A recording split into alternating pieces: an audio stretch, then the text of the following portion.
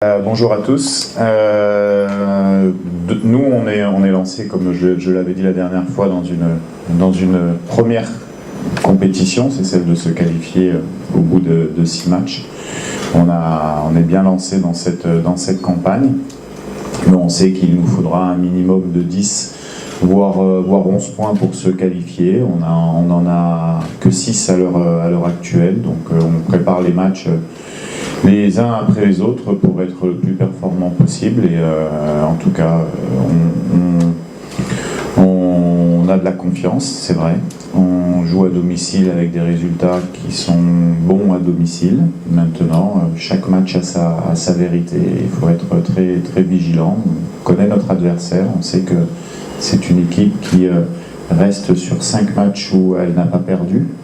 Elle prend très peu de buts. Elle s'est imposée en Guinée. C'est un bel adversaire. Donc il nous faudra être bon demain pour remporter le match. Si Chancel Mbemba est sélectionné, c'est que il est apte à jouer, bien sûr. Sinon, il serait au même titre que d'autres joueurs pas dans la liste pour indisponibilité. Là, Chancel a fait de très bonnes séances depuis qu'il est arrivé. Il y a un programme athlétique, bien sûr. Donc, non, tous les joueurs sont opérationnels sur le secteur défensif. On a le choix, parce qu'il y a de la concurrence. On le voit aussi avec des joueurs comme Peter Chiozzo, qui l'ont construit depuis quelques temps maintenant, presque plus d'1 an. On voit beaucoup de ces matchs et on a décidé de le sélectionner sur ce regroupement. Oui, il est on parlait du secteur défensif, mais on parle du secteur offensif aussi. On a la chance d'avoir, vous avez cité Benza, vous auriez pu citer Fiston Mayele également sur cette position. Le choix sera fait demain, vous verrez, on va pas l'anticiper. Après, quel que soit le garçon qui démarre, on sait que ce sont des joueurs qui sont capables d'apporter un plus. Il faut souligner aussi que ce soit défensivement ou offensivement, l'équipe reste sur les 4 derniers matchs avec 5 buts marqués et 1 but encaissé, donc 3 victoires et 1 nul. Donc il faut aussi garder une forme de continuité.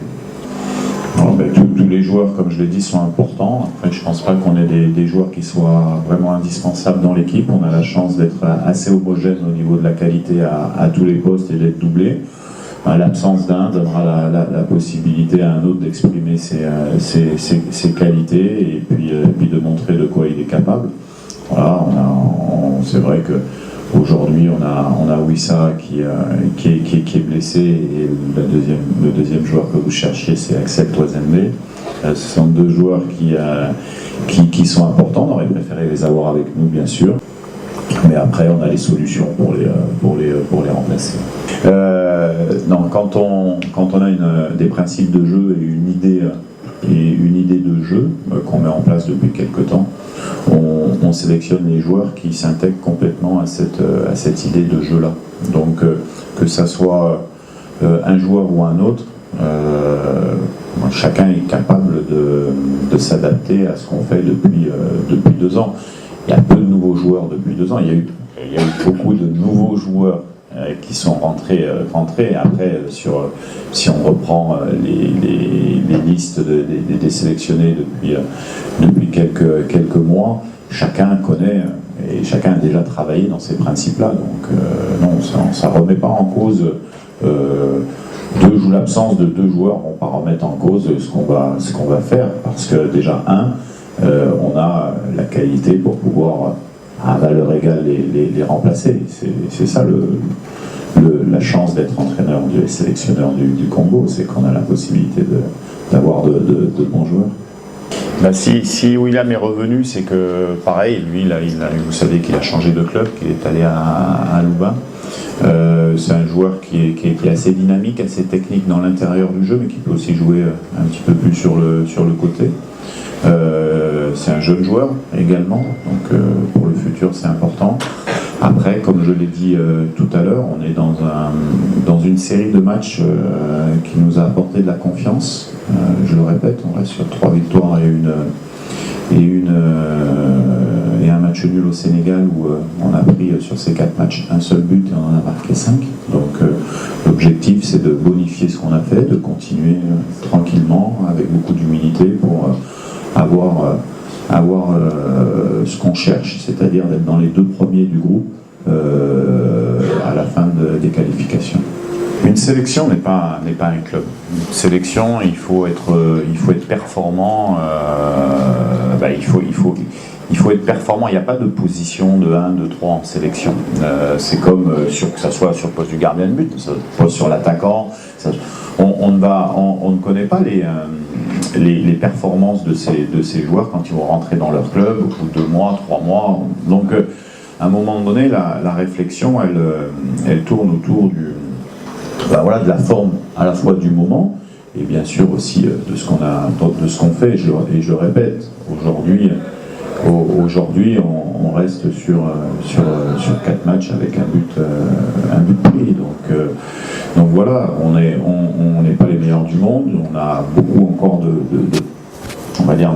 parties